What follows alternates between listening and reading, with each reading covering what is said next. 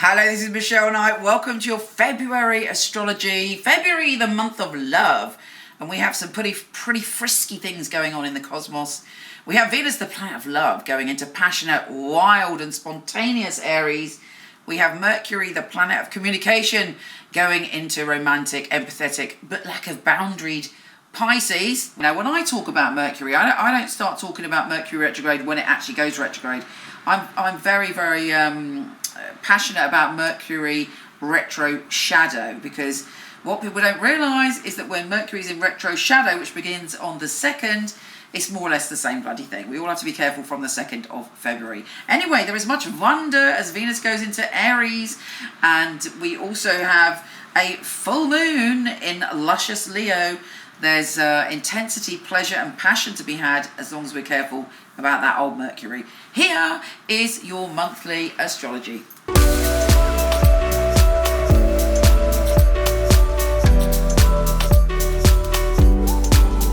Hey Scorpio, we have a lot of intensity this month as we have Mercury going retrograde, which is causing you to think about things very deeply. Let's face it, you are the deepest thinker possibly in the whole of the zodiac.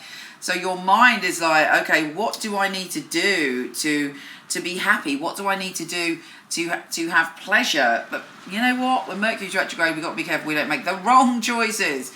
You know, there's a temptation to say or do something in the moment that feels right in the moment, but actually, you know, long term, we wouldn't necessarily do it. So think carefully before you do something for immediate pleasure. And think things through. You may go back to a creative idea you had in the past that you now want to transform and do something with. In terms of your relationships, you're also, with Venus going into your 6th house and Venus conjunct Chiron in your 6th house, you're looking, or if you're not, it would be useful for you to look at your routines. What sort of routines do you get into when you're in an intimate relationship, or if you fancy someone? How do you change? And what is the process? What do you find healthy about your intimate relationships now and in the past? And what do you need to let go of? What's the sort of sticking points that you can transform and heal? Chiron is all over it and wants to help you. Up to you to kind of be honest, but not be self-critical. 6th house can be a bit self-critical. You know, it's about developing healthy strategies to really make all of your intimate relationships, actually, not just your romantic ones, your friendships too, healthy for you and that enhance your healing journey and a positive, not just repeat patterns of damage from the past.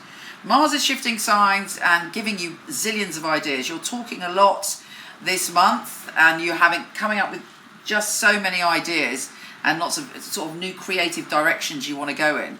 But it's important not to be rash. More important probably this month than any other month of the year, because if you are rash in this Mercury retrograde, you can find that you have shot yourself in the foot, as we say in England, and possibly we say that everywhere. Okay, you are feeling much more yourself and optimistic, which is the good thing. I think that's going to kind of tide you over, and there's a sense of you sort of opening up to new experiences and opening your heart up to doing things differently and wanting to embrace things with the sun and the new moon, bringing you a new chapter of pleasure and happiness. So, you know, actually, I changed my mind. I actually think that Mercury in retrograde is not going to be too much of a problem for you, because I think it is in such a good position. Unless you go and cock it up by wanting to feast on immediate pleasure and do something without thinking, you have an opportunity to make some fundamental positive changes which are life enhancing and joy reinforcing. And the prescription from the universe is, what is your joy? If you're lying to yourself about something and kind of faking it, this is the time to let go. This is the time to find your true bliss and to follow that. Take care, gorgeous, and I'll speak to you soon. If you want to check out your written monthly, weekly, yearly astrology, pop over to my website, micheleknight.com. I'm not doing readings at the moment, but I do have a company of some of the best psychics and astrologers in the world. I've had the company for 20 years. I handpick them and they are fabulous. So I'm going to start to show you, starting now, their little videos on here. My name is Alesso and I'm a Michele Knight reader. I feel on the phone there's a lot more authenticity when it comes to the reading, because obviously you can't see how the person looks, you can't pick up any cues, and it's a lot more intimate. When someone returns and they do validate the information that you gave them previously, it's reassuring and it inspires you to continue with what you're doing.